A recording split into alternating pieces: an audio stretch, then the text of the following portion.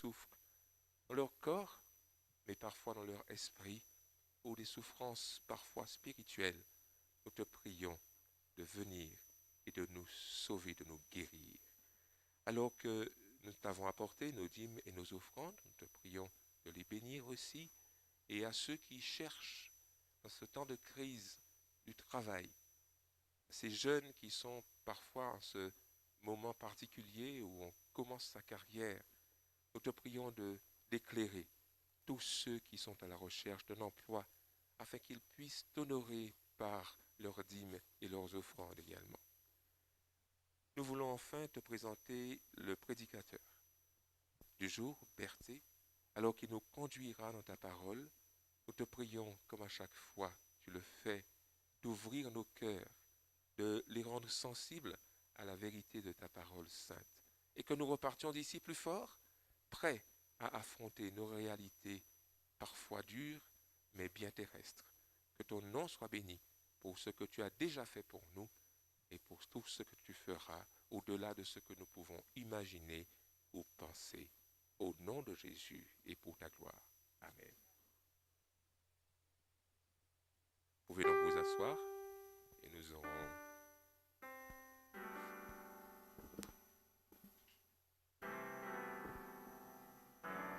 donc un chant spécial. Nous accueillons l'épouse de notre prédicateur, bien connue, n'est-ce pas, Marie-Antoinette. Bonjour à tous. C'est un plaisir pour moi d'être parmi vous ce matin.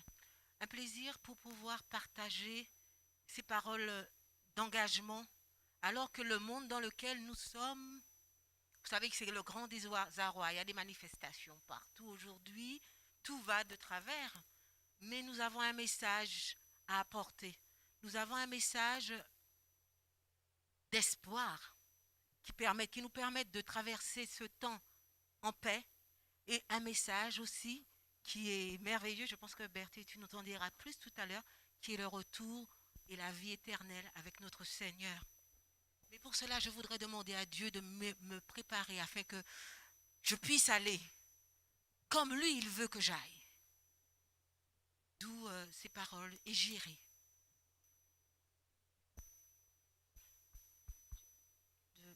Je ne sais pas, vous m'entendez? Vous ne m'entendez pas? On m'entend là?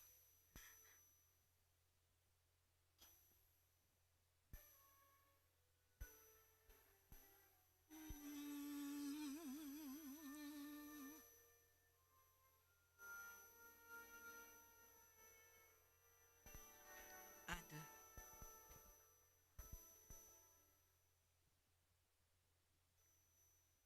Ouvre mon cœur à ton esprit, que mes pieds suivent tes pas, que mes mains soulagent les blessures, Seigneur, affermis ma foi.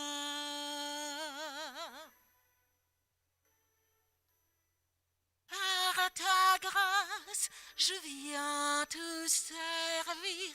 Envoie-moi vers les perdus. Rends-moi passionné pour ta gloire et passionné pour la croix.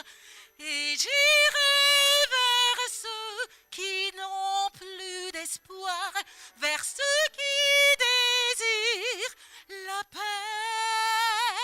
Mon cœur est à toi, je vis pour te servir. Oui, j'irai. Oui, j'irai.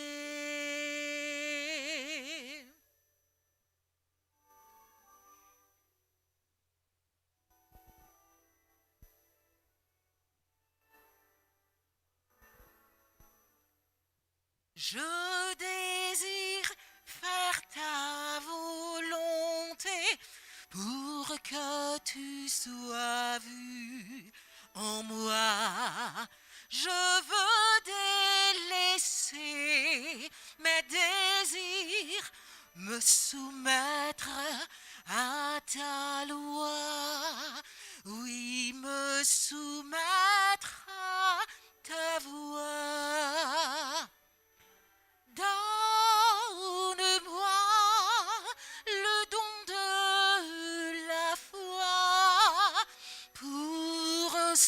cette course, fortifie-moi.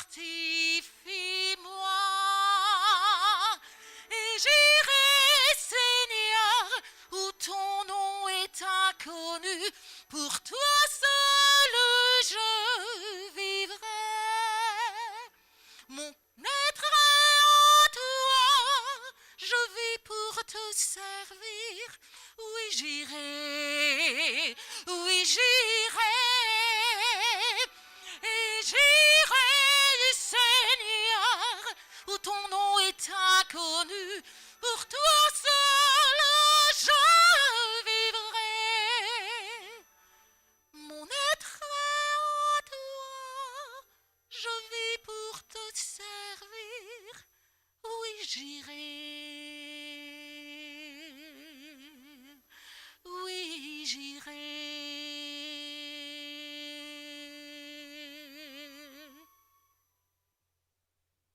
Oui, j'irai.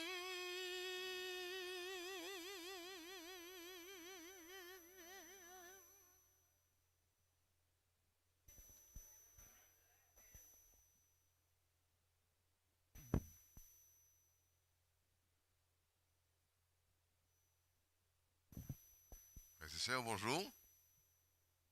Merci à Marie-Antoinette pour ce beau titre interprété à la gloire de Dieu. Sabbat dernier, nous avons accueilli ceux qui ont rejoint l'Église du Seigneur,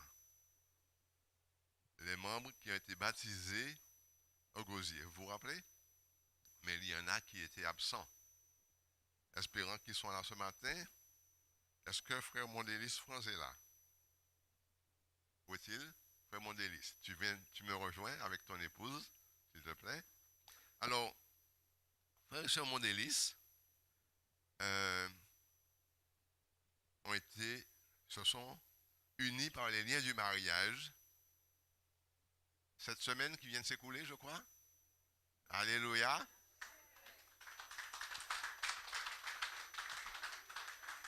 Voilà. Ils ont souhaité être baptisés avant de se marier. De façon que leur union reçoive complètement la bénédiction du Seigneur.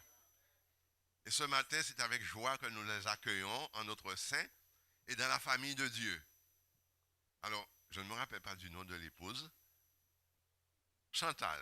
Alors, France et Chantal, bienvenue dans la maison du Seigneur, dans l'église du Seigneur, dans la famille de Dieu.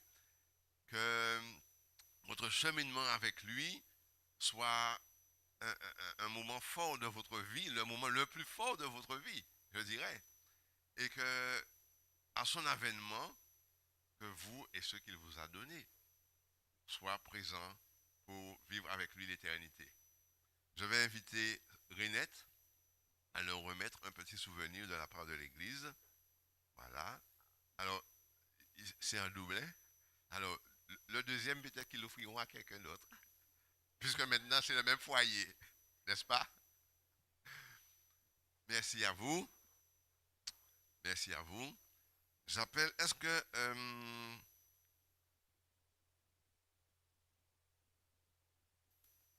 alors, Combé. Combé Chantal, c'était 3. Hein? Voilà, très bien. Le nom a changé. Hein? C'est plus Combé, c'est Mondélis. Frère et sœur Mondélis. Alors, il y a deux autres candidats, deux autres membres d'église, puisqu'ils ont été baptisés. Elle s'appelle Chantal aussi. Et son fils, où sont-ils? Elle arrive. Alors, c'est Sandra, pardon, excusez-moi.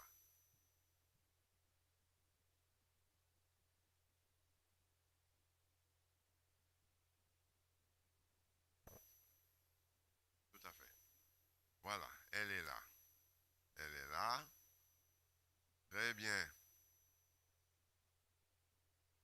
Bienvenue à Sandra. Et comment tu t'appelles? Jassan. Jassan. Notre famille? Hachi. Alors, d'accord. Donc c'est Hachi Sandra et Jassan, son fils, qui ont également été reçus, été baptisés. Mais samedi dernier, ils n'étaient pas là. Je vous souhaite également la bienvenue dans la famille de Dieu et que votre cheminement avec lui soit, comment dirais-je, se fasse avec persévérance. L'Écriture nous dit que c'est celui qui persévérera jusqu'à la fin qui sera. Il ne suffit pas de prendre le départ. Faut-il encore persévérer jusqu'à l'avènement du Seigneur Jésus? En tout cas, bienvenue dans la famille de Dieu et soyez à l'aise et portez votre contribution. Maintenant, vous êtes à votre tour des missionnaires. Donc, je m'engage avec Dieu, mais aussi à partager cette foi et à inviter d'autres à faire autant que vous. Je vous souhaite un bon sabbat. Oui. Eh bien oui. Alors voilà, un petit sac. Voilà, voilà.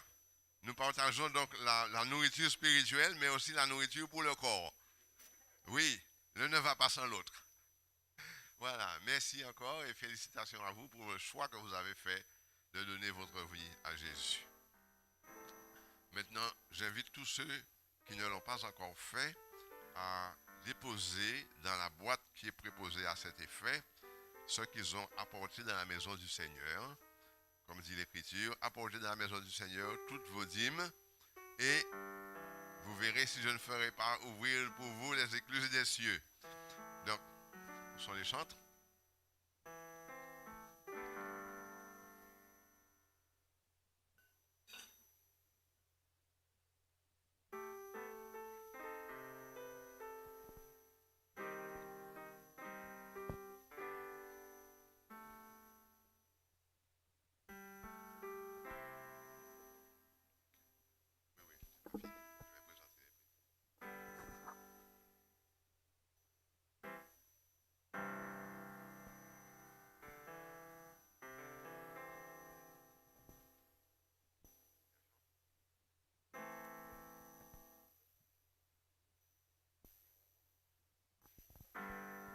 Voilà. Nous sommes limités par le temps et nous allons passer directement au message. Merci pour les chantres. Excusez-nous. Voilà, j'ai la joie de ce matin de vous présenter le prédicateur du jour. Tout à l'heure, son épouse nous a interprété un beau titre. Et maintenant, à lui de nous communiquer ce que le Seigneur a pour nous en ce matin comme message. Je veux parler de frère Bonheur, Berthe Bonheur. Berthe Bonheur, c'est bébé. Bienvenue dans la maison du Seigneur. Alors, frère Berthe est ancien à l'église de Boivin. Voilà, c'est triple B. Boivin, Berthe Bonheur. Voilà. Que le Seigneur te bénisse abondamment et que ce message que tu vas nous communiquer nous soit bienfaisant ce matin. Merci et bienvenue. Merci à chacun d'entre vous et je vous dis bonjour. Masqué mais en vie, comme on dit. Alors, je me permets d'enlever légèrement mon masque. Voilà, comme ça on verra qui est le frère Berthe Bonheur. Et surtout, je voudrais souhaiter vraiment dire un bonjour particulier à tous ceux qui sont dans les salles d'à côté. Et donc à tous ceux qui sont dans les salles d'à côté. Mais également, je sais que vous avez aussi mis un service pour ceux qui ne peuvent pas venir, compte tenu de la question de la jauge, donc qui sont peut-être chez eux, sur Zoom, en train de regarder. Donc, vous avez le bonjour et vraiment vous disant bon courage. Et je voudrais également m'adresser à tous ceux qui, quelque part, à travers la toile, sur YouTube ou bien peu importe l'endroit où ils se trouvent, de leur souhaiter aussi la bienvenue ici à Boissard. Puis il y a une expression qu'on dit, faut pas nous payer. Et si nous paie, faut dépaie. Bon, je remets mon masque, comme ça, pour respecter le protocole. Marie-Antoinette vous a chanté un message. Maintenant, je vais parler de ce message également. Mais elle vous a chanté un aspect du message. Parce que lorsque Jésus est parti, il a envoyé, il a donné un ordre à ses disciples. Allez, Et c'est vrai que si nous sommes tous ici, c'est parce qu'ils sont partis et ils ont accompli une part du message. Maintenant, ils ont aussi transmis le flambeau à chaque génération. J'espère croire que notre génération est la dernière.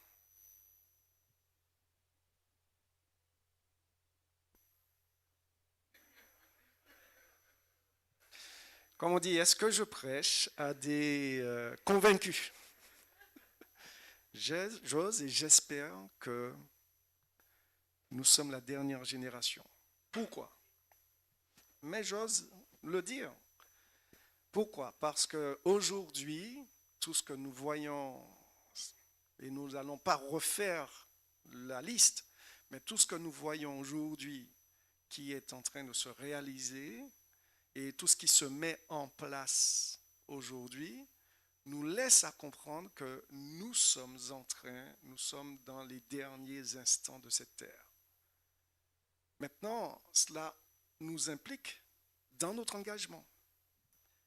Nous sommes obligés de nous engager. Obligés, c'est-à-dire que si nous sommes conscients du temps, on ne peut que s'engager. Alors, le texte de base de mon message c'est un texte très connu. Très, très connu. C'est Jean 14, versets 1 à 3. Et si je demandais à chacun d'entre vous de me réciter ce texte-là, tout le monde le connaît.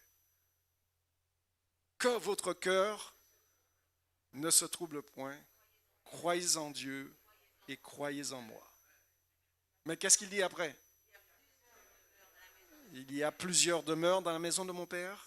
Si cela n'était pas, je vous l'aurais dit, je vais vous préparer une place. Et lorsque je m'en serai allé, et que je vous aurai préparé une place, je reviendrai et je vous prendrai avec moi, afin que là où je suis, vous y soyez aussi. Ce n'est pas une parole en l'air, hein. C'est vraiment la parole de Jésus. Et je vous invite à incliner la tête parce que nous allons lui demander de nous éclairer. Ô notre Père qui es aux cieux, à toi seul la gloire et l'honneur. À toi seul, Seigneur, la royauté et la direction, la gouvernance de ce monde. Que ton règne vienne, que ta volonté soit faite. Mais surtout, Père, que ta volonté soit faite dans ma vie, dans la vie de tes disciples, de tes serviteurs. Et faites que, Seigneur, nous soyons conformes et semblables à Jésus parce que tu viens rechercher tous ceux qui ressemblent à Jésus. Nous te prions de nous préparer en ce sens. Au nom de Jésus, nous t'avons prié pour ta gloire. Amen. Vous savez, les enfants ont l'art de vous dérouter par des questions innocentes. Et vous amènent même à réfléchir et à analyser les choses sous des angles mais que vous n'avez pas l'habitude, des schémas. Et un petit garçon posait la question à son père comme ça. Il dit, papa, dis-moi, papa, pourquoi Jésus n'est-il pas encore revenu? Alors, ou bien, il repose encore la question, il dit, pourquoi Jésus met-il tant de temps à revenir? Et le père, bon, vous savez, nous avons tous des réponses qui sont déjà faites. Mais non, le père qui s'apprêtait à lui dire, mais voilà, commencez. Il dit, bon, je vais me poser un peu, je vais essayer de savoir pourquoi. Et il dit, mais pourquoi tu dis, que veux-tu dire par là? Pourquoi Jésus prend tant de temps à revenir? Et le petit garçon dit, papa, maman et toi, vous avez une maison, on a une maison. Toi et maman, vous l'avez construite. Elle est terminée. Mais qu'est-ce qui prend tant de temps par rapport à Jésus? Alors, que veux-tu dire? Lui demande le Père. Oui, la Bible dit que Jésus est allé nous préparer une place. Pourquoi met-il autant de temps? C'est quand même Jésus. Il peut faire ce qu'il veut. Mais qu'est-ce qui fait qu'ils prennent autant de temps? Et ces questions vont amener ce père à réfléchir et à retourner à la Bible pour trouver la réponse. Et vous, lorsque nous avons repris le verset Jean 14, 1 à 3, on a récité par cœur ce verset parce qu'on le connaît. Mais si vous relisez encore Jean 14, 1 à 3, dans les 3 premiers versets où Jésus nous dit de ne pas nous inquiéter car il est allé nous préparer une place, il y a un problème et j'aimerais avec vous découvrir quel est ce problème.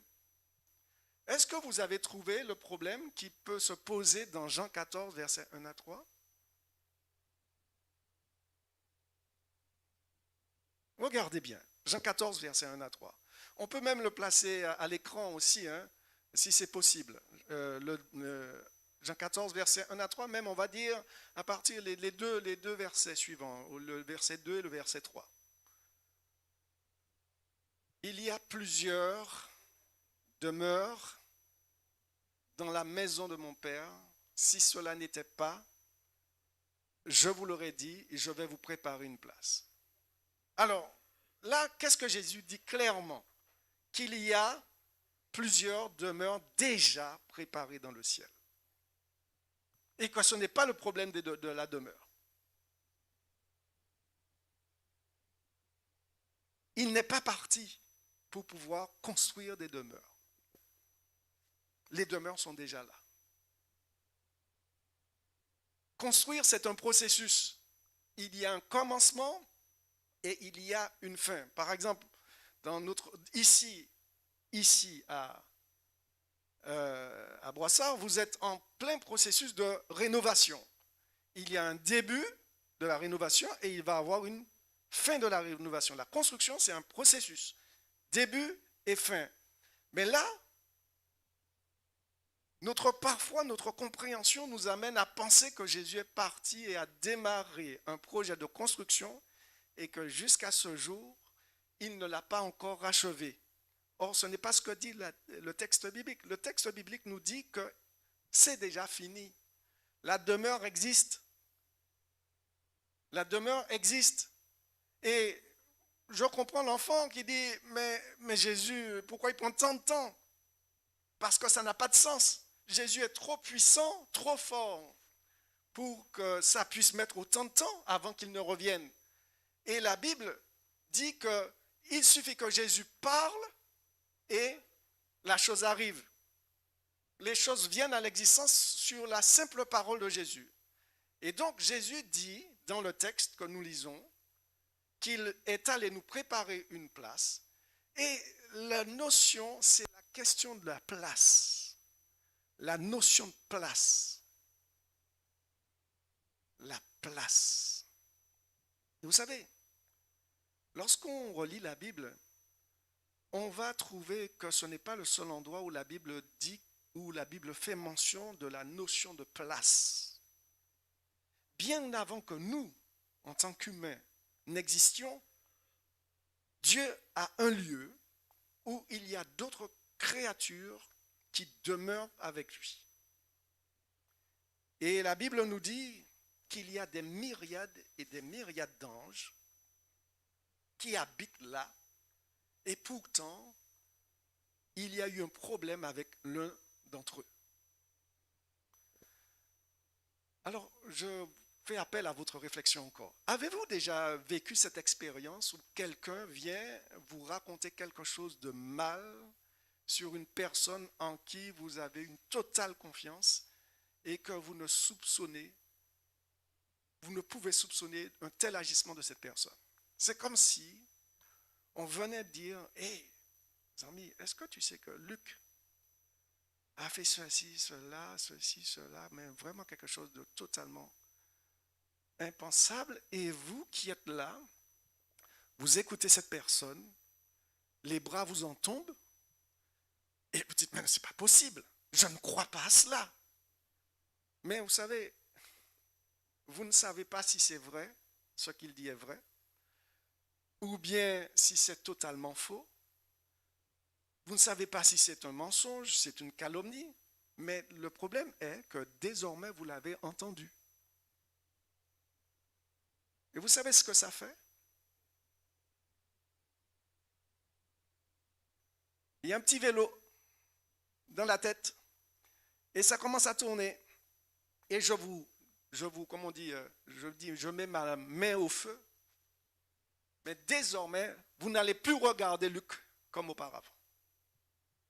Chaque fois que vous allez le regarder, vous allez penser à l'histoire du Père. Moi, je vous dis, c'est incroyable. Mais le cerveau a été fait comme ça. Et surtout le cerveau manipulé maintenant, déconstruit, qui a plusieurs années de péché. Ben, dès qu'on nous dit quelque chose qui est mal sur quelqu'un, eh ben, même si ce n'est pas vrai, ou on ne sait pas si c'est vrai, si c'est faux, même aussi au niveau, même lorsque le cerveau n'est pas déconstruit par le péché. Mais là, il y a un vélo, et on commence à regarder les gens différemment. Eh bien, voyez-vous, la Bible nous dit que Satan va répandre la médisance sur Dieu, dans le ciel. Il va commencer à calomnier Dieu, si bien que les anges ne savaient pas si ce qu'il disait était vrai ou faux. Et la Bible nous dit que, vous savez, des fois, on va accorder beaucoup plus de crédit pour les personnes qui sont plus proches. Si c'était un ami proche de Luc qui était venu vous le dire, vous allez accorder beaucoup plus de crédit que si c'était quelqu'un qu'on ne connaissait pas. Satan, lui, était proche de Jésus. Il était chérubin protecteur. Il était chérubin protecteur aux ailes déployées. C'était l'un des plus proches de Jésus. Et la Bible nous dit qu'il a eu du succès, tellement de succès, qu'il a réussi à convaincre un tiers des anges de Dieu que ce qu'il disait sur Dieu était vrai. Et ils se sont révoltés contre Dieu. La manipulation, et nous, aujourd'hui, nous vivons dans une période de fake news. Et nous savons aujourd'hui que les fake news peuvent nous emmener à prendre position et que finalement, après coup, on se retrouve que c'était complètement faux. On a été manipulé. La Bible décrit cette situation comme une situation de conflit telle que, face à cette opposition que Dieu rencontrait dans le ciel, dans son royaume, que le conflit a été si violent que la position que Lucifer occupait, il n'a plus occupé cette position. Dans Ézéchiel 28, verset 16, on dit « Par la grandeur de ton commerce, tu as été rempli de violence et tu as péché. Je te précipite de la montagne de Dieu. Je te fais disparaître, chérubin protecteur du milieu de pierres intécelantes. » Dieu est amené à dire, ben écoute, tu fais partie du gouvernement, mais comme tu es dans l'opposition maintenant, tu ne peux plus faire partie du gouvernement. Je te précipite de ta position. Et il ne faisait plus partie du gouvernement. Il était maintenant libre d'aller et de répandre sa parole et non pas la parole de Dieu. Et la Bible nous dit que lorsque Dieu nous a créés, lui aussi, Dieu a fait le choix de nous créer libres de choisir. Et ce conflit qui existait dans le ciel est déjà connu partout. Et bien, lorsque Dieu va établir la terre et l'Éden, il va placer au milieu du jardin l'arbre de la connaissance du bien et du mal, parce que le bien et le mal déjà existaient. En laissant maintenant la possibilité aux hommes de choisir entre le bien et le mal. Et le choix, nous le connaissons. Nos premiers parents ont choisi d'écouter comme les tiers des anges, ont choisi d'écouter Satan plutôt que Dieu, parce que Adam et Ève ont vu que l'arbre était précieux pour ouvrir les yeux, augmenter la connaissance et devenir des dieux, comme Dieu. Mais quand ils ont obéi, ils ont découvert des choses qu'ils ne connaissaient pas auparavant. Dieu avait appelé cet arbre quoi? L'arbre de la connaissance du bien et du mal. Et tout comme moi, vous avez été des enfants et vous avez grandi sous le regard d'adultes. Et les adultes qui nous disaient, ne touche pas, ne fais pas ceci, ne fais pas cela. Et en réalité, nous n'avions que deux choix. Soit on les croit et on décide d'obéir, ou soit on ne croit pas et on désobéit. Alors, mais une fois qu'on avait désobéi, on ne pouvait plus revenir en arrière. C'est ce qui a été fait est fait. Et on ne peut pas rembobiner la cassette comme si rien ne s'était passé. Eh bien, quand Adam et Ève ont désobéi, ils se sont ouverts à l'influence de l'ennemi, de Satan. Ils ne pouvaient plus revenir en arrière. On ne pouvait plus réparer cette expérience. Et le conflit qui avait démarré dans le ciel a trouvé sa suite sur la terre, sa continuité ici-bas.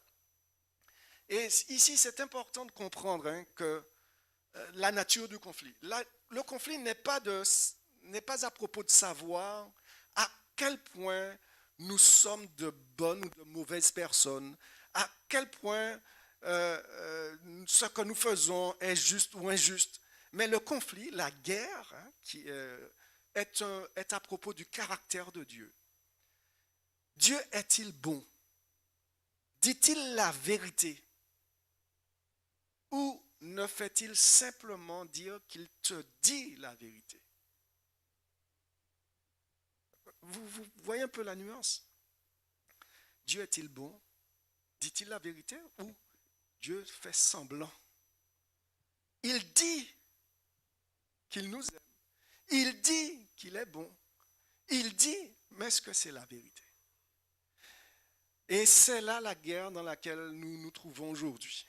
Dans le livre de Job, nous voyons un homme qui a choisi de placer sa confiance et de croire en ce que Dieu dit. Il a mis sa vie entre les mains de Dieu.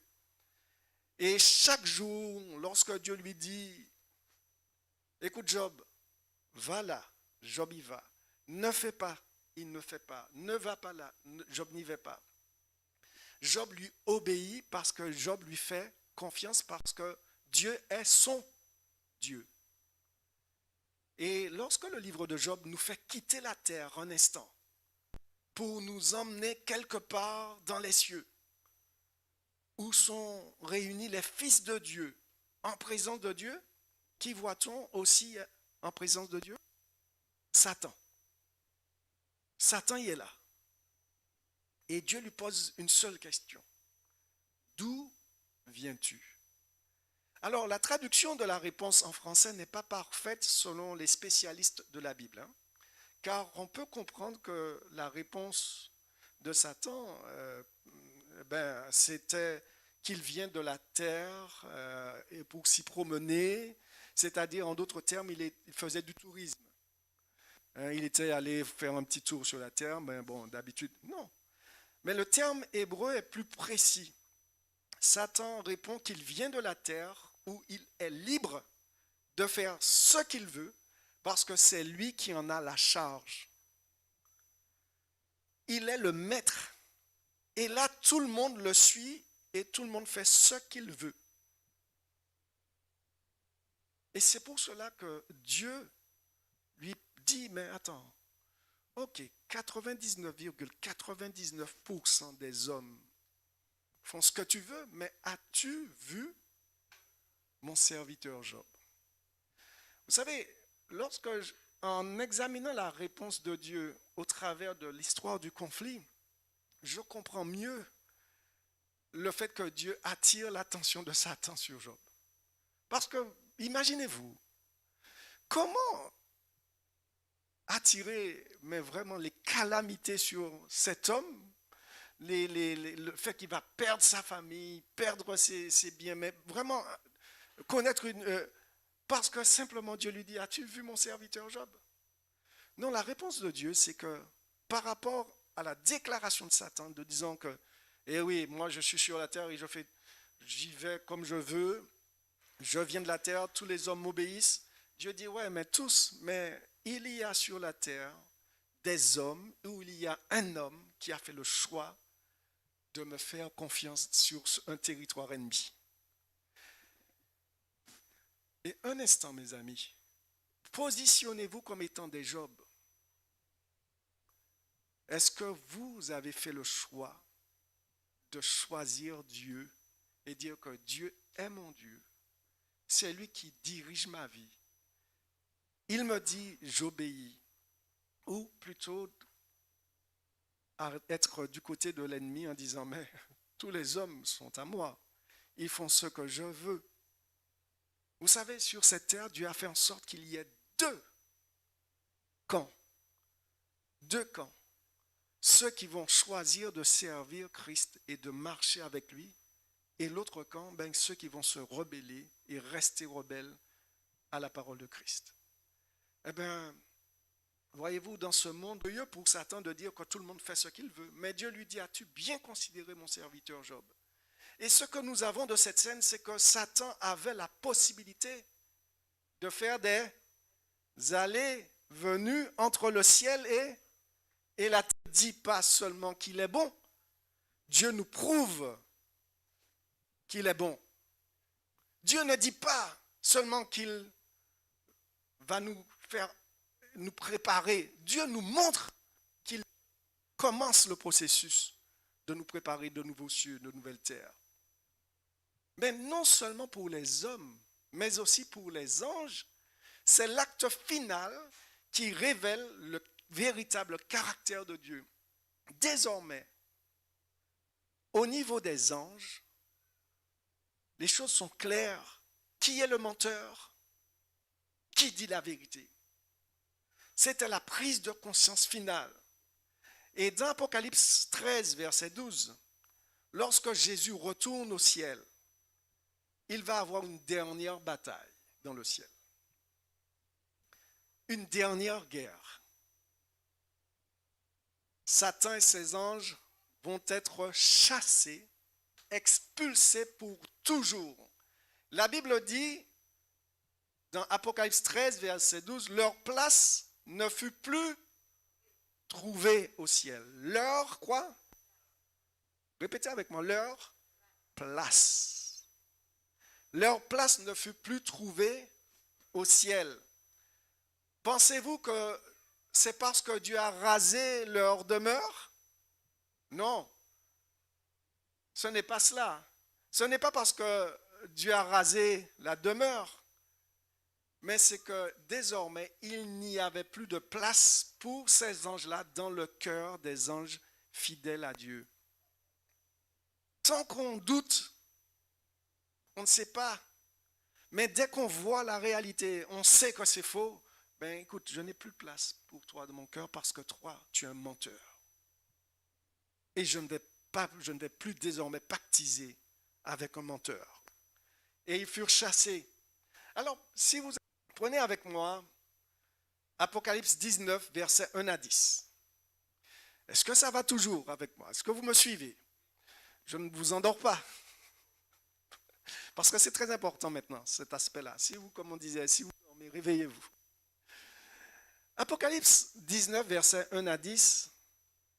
Jean reçoit une vision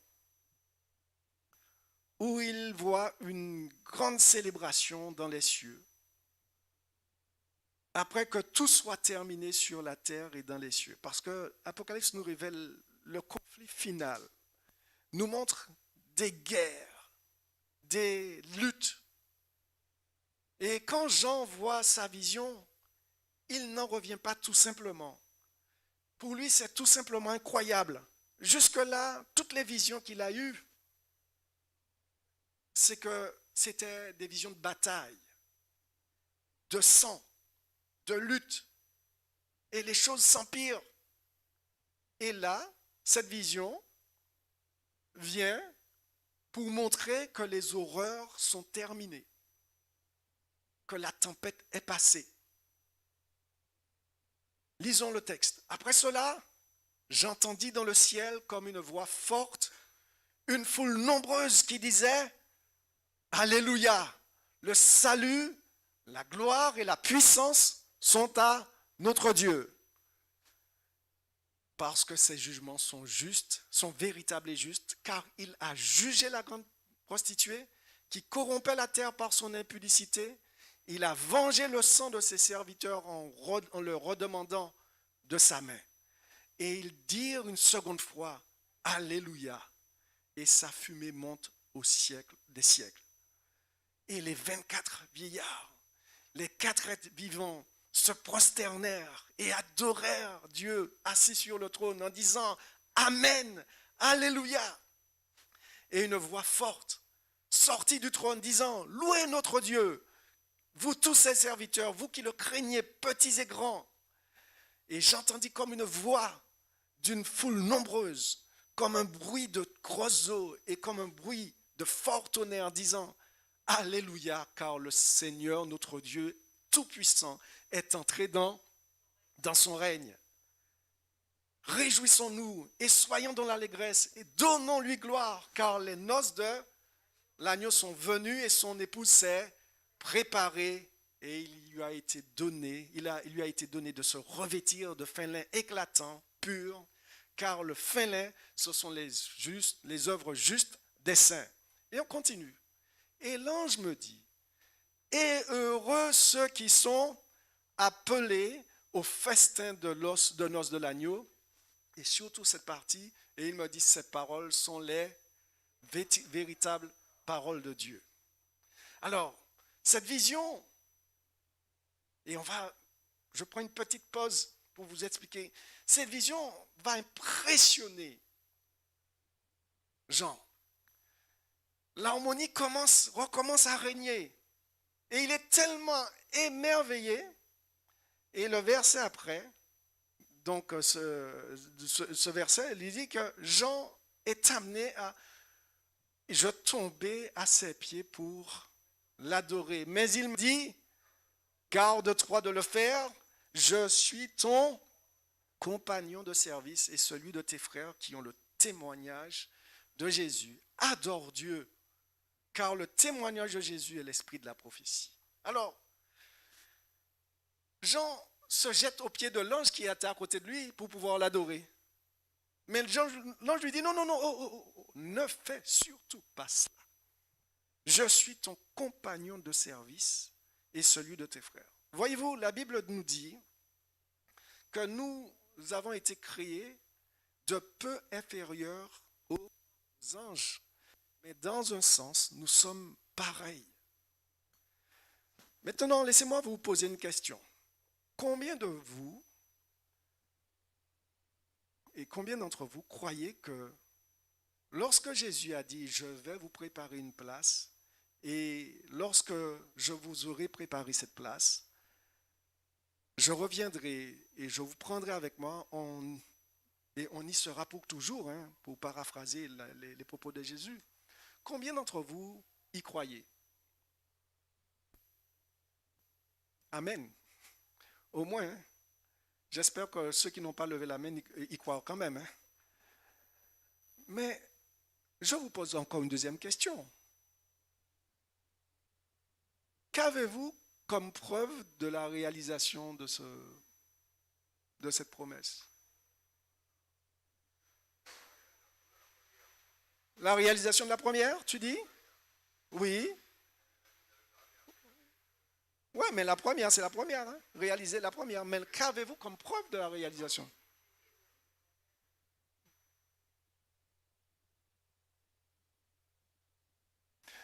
Puisqu'il a dit, c'est simplement ça. Il l'a dit. Mais qu'avons-nous comme preuve? À part le fait qu'il a donné le témoignage. C'est cela en fait le témoignage de Jésus. Nous avons le témoignage de Jésus disant que je reviendrai. Il nous l'a dit et c'est tout ce dont nous avons besoin. Ça, c'est son témoignage. Pour les anges qui sont dans le ciel, lorsque le conflit a débuté, écoutez bien, lorsque le conflit a débuté, les anges n'avaient pas d'autre témoignage que la parole de Dieu. De dire, écoutez, je vais régler le problème. Soyez patient, je vais régler le problème. Au lieu de sauter sur le problème et de le régler tout de suite, d'exterminer puis de faire disparaître les tiers des anges avec notre ennemi, ben Dieu a dit non, non, attendez, le problème sera réglé. Je vous le promets. Toute calomnie, ces frictions entre vous les anges seront réglées. Mais il n'avait que le témoignage de Dieu, que la parole de Dieu.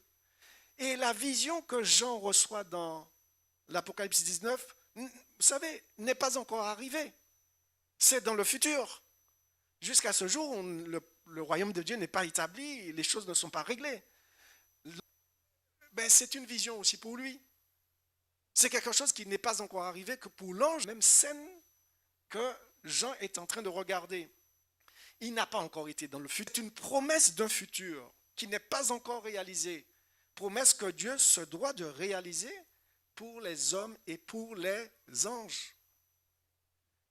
Et quand Jean s'apprête à l'adorer, justement l'ange, celui-ci dit, ne fais pas cela, car je suis comme toi, je suis en train de partager avec toi ce que Jésus a dit qu'il va produire, qui va se produire. Je suis ton compagnon de service, je suis comme ton frère et tout ce que j'ai, c'est la parole du témoignage de Jésus.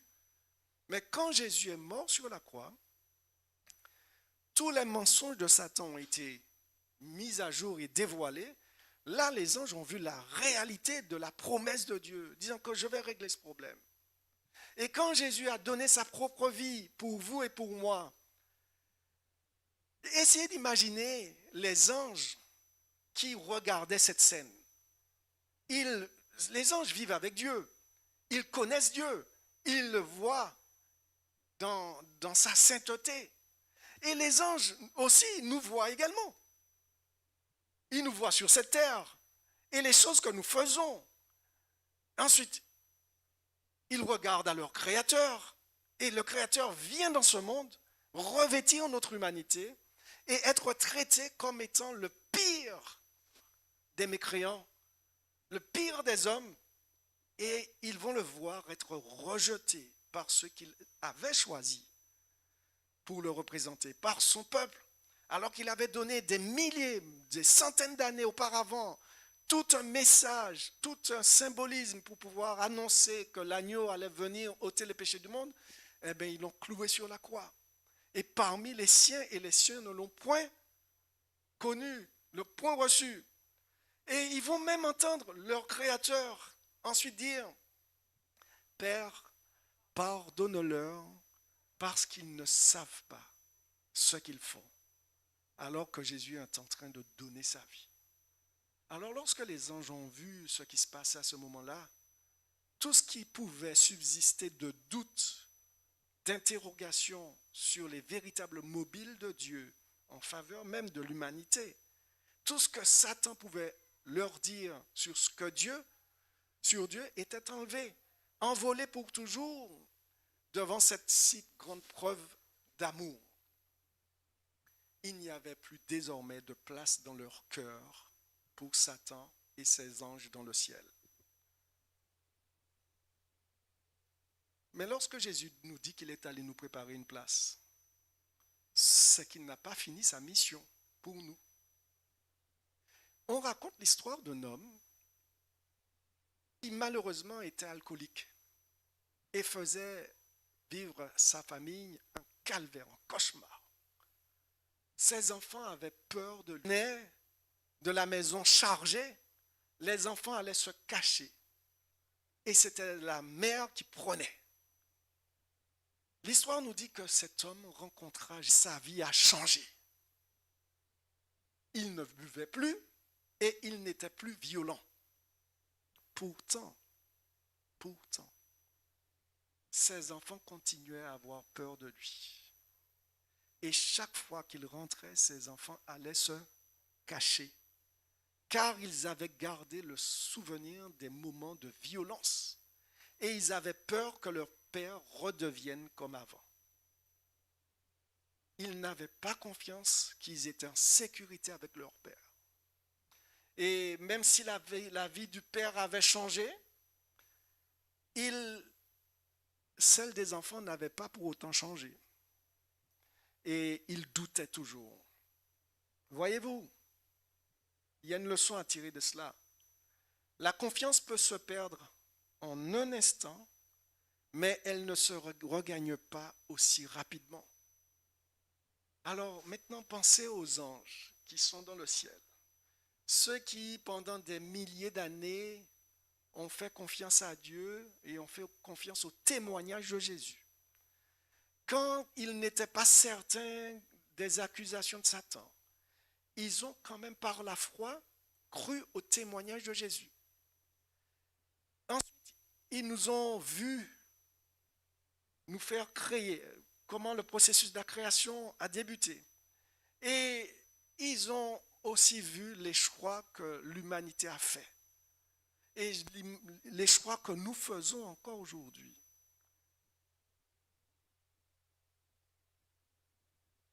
Et pourtant, Jésus dit, écoutez, faites-moi confiance, croyez en moi. Il le dit encore aux anges, croyez en moi. Merci de me faire confiance. Alors qu'un tiers des anges aussi m'a tourné déjà le dos. Et Jésus leur dit, maintenant je vais créer sur la terre, que j'ai créé sur la terre, qui m'ont tourné le dos, vont choisir de me faire à nouveau confiance. Et comme vous avez choisi vous aussi de me faire confiance, un jour, je vais les faire venir ici dans le sanctuaire, en ma présence, et ils vont vivre avec vous. Vous n'avez pas compris? Jésus va dire aux anges, écoutez, vous connaissez l'histoire de cette humanité. Les anges, vous avez vu mon parcours sur cette terre. Vous avez vu comment les hommes m'ont traité.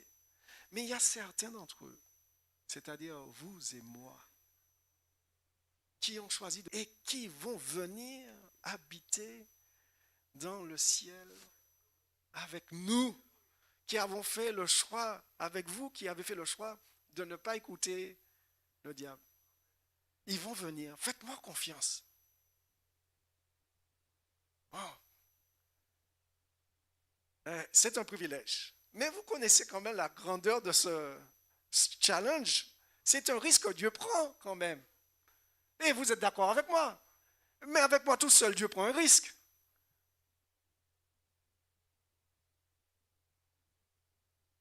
Dieu prend un risque. Imaginez-vous l'épreuve quand même et la difficulté de ces anges à croire en la déclaration de Jésus sur nous.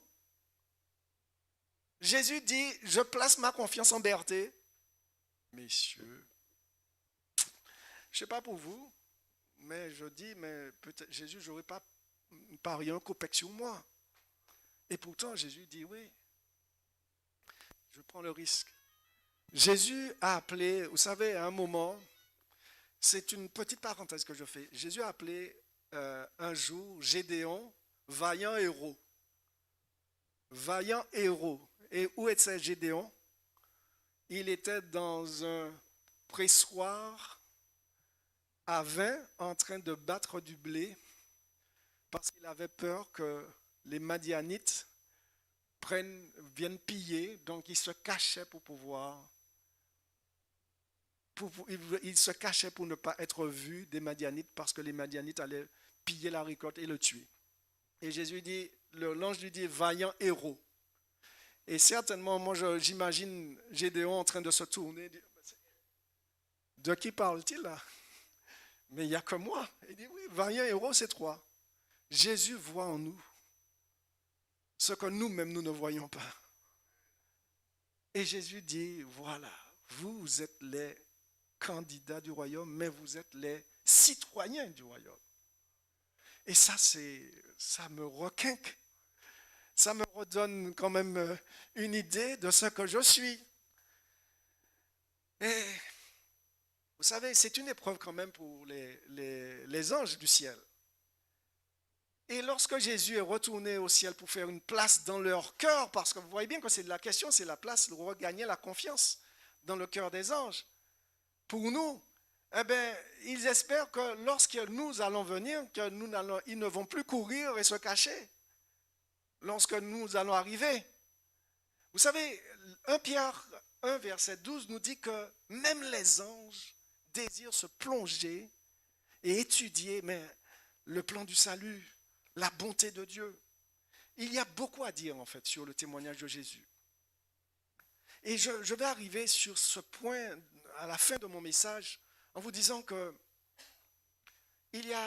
nous les adventistes, nous croyons que nous avons été appelés pour vivre et rester attachés au témoignage de Jésus. C'est ici la persévérance des saints qui gardent les commandements et le témoignage de Jésus. Aujourd'hui, nous ne vivons, et c'est pour cela que dans Habakkuk et dans Romains, il est dit que le juste vivra par la foi. Est-ce que tout ce que la Bible déclare à propos du rétablissement de toutes choses, est-ce que la Bible, et toutes ces choses-là se sont déjà réalisées? Nous n'avons que le témoignage. Nous n'avons que le témoignage de Jésus. Nous n'avons que le témoignage des prophètes. Nous n'avons que le témoignage des disciples. Et lorsque Jean dit ce que nous avons vu, ce que nous avons entendu, ce que nos mains ont touché, nous vous le disons, mais on entend, on nous rapporte que Jean a écrit ça. Nous n'avons que le témoignage. Et qu'est-ce que nous faisons avec ce témoignage? J'y crois ou je n'y crois pas. Aujourd'hui, le témoignage de Jésus, le témoignage des disciples, le témoignage des apôtres sont battus en brèche. Au XXIe siècle, avec l'explosion des réseaux, nous entendons tout et n'importe quoi. Tout et son contraire. On est prêt à douter de tout. De la véracité des Écritures. On est dans l'ère des fake news. On remet en question des vérités acquises. On veut poser de nouveaux fondements. Et on voit apparaître, il y a 7,5 milliards d'hommes sur la planète, il y a 7,5 milliards de religions. Parce que tout le monde a une vue particulière sur les choses. Les anciens sentiers, comme on dit, ont été perdus. Nous n'avons plus les traces des anciens sentiers. Parce que nous, ça me fait penser à l'époque des juges, il n'y avait point de roi en Israël et chacun faisait ce qu'il voulait. En fait, notre Seigneur Jésus, notre Seigneur et Sauveur, nous pose une question. Quand le Fils de l'homme reviendra, trouvera-t-il la foi sur la terre? Or, le livre de l'Apocalypse nous dit, c'est ici la persévérance des saints qui gardent les commandements de Dieu et la foi de Jésus. Voyez un peu le dilemme, la question. Maintenant, vous, comment vous allez vous positionner par rapport à la parole de Jésus? Je m'en vais vous préparer une place. Mes frères, gardons la foi. Gardons le témoignage de Jésus. Et ce n'est pas parce que aujourd'hui nous sommes dans une situation de crise, pandémie au niveau mondial, que nos cœurs devraient se troubler davantage ou pas. Et la sœur Roy disait dans Signe des temps du 17 mars 1887, disait, ce ne sont pas les terribles châtiments, les terreurs qui vont s'abattre sur la terre qui doivent nous motiver à vivre pour Dieu. Mais c'est avant tout l'amour de Jésus manifesté. Déjà, qui est la preuve, une des preuves tangibles. L'amour de Jésus manifesté, mais également sa promesse de revenir nous chercher qui doivent nous motiver. Donc, super d'épais.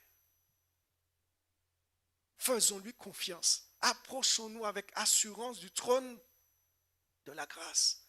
Ayons confiance en lui. Parce que nous avons quelqu'un qui a déjà combattu et qui a déjà gagné. Et nous allons simplement nous accaparer de cette victoire pour pouvoir vivre. Force, mes frères, que Dieu vous bénisse. Amen.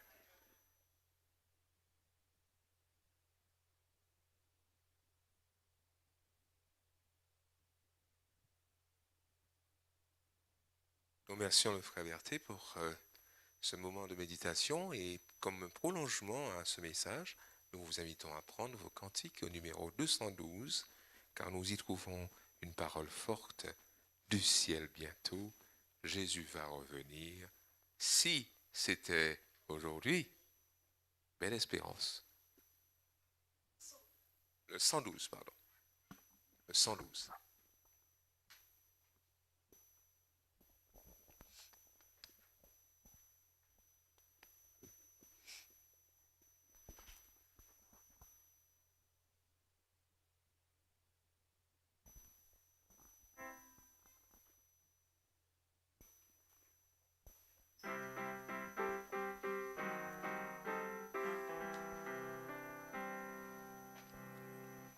Du ciel bientôt Jésus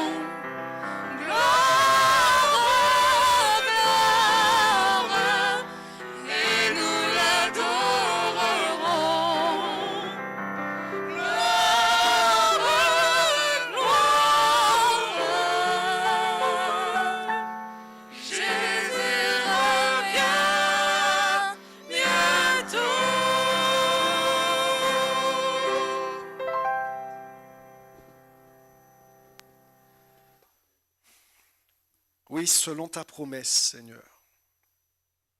Selon ta promesse, nous attendons de nouveaux cieux et une nouvelle terre. Et nous savons que tu es derrière les paroles que tu prononces. Car rien n'est impossible. Simplement, Seigneur, augmente notre foi. Fais que jour après jour, nous puissions marcher par la foi. Que nous ne puissions pas marcher par la vue, parce que la vue nous décourage, mais par la foi en tes promesses. Que nous puissions garder précieusement le dépôt. Que ce que nous avons entendu qui nous a amené à te faire confiance dans notre vie, il y a des années où il y a récemment, comme pour ces nouveaux baptisés, fait que cette parole puisse demeurer, être permanente en nous et faire que nous ayons toujours les yeux fixés sur notre Sauveur Jésus. Je te loue, Père, de ta bonté. Je te loue de ta miséricorde. Je te loue pour l'extrême patience dont tu fais preuve à notre égard. Et Seigneur, tu as commencé cette œuvre dans ma vie. Tu as aussi commencé dans la vie de chacun de tes enfants qui se trouvent inclinés devant toi. Réalise ta volonté, poursuis cette œuvre et amène-la à son achèvement pour que le jour où tu reviendras, nous puissions être comme les anges, te disant gloire, honneur, puissance, louange, que nous puissions jeter nos couronnes à tes pieds, entrer dans ces jours sans fin de l'éternité en ta présence. C'est notre désir, c'est mon désir, et c'est toi qui as le pouvoir de rendre toutes ces choses possibles. Nous y croyons et nous te disons merci au nom de notre Sauveur Jésus et pour ta gloire. Amen.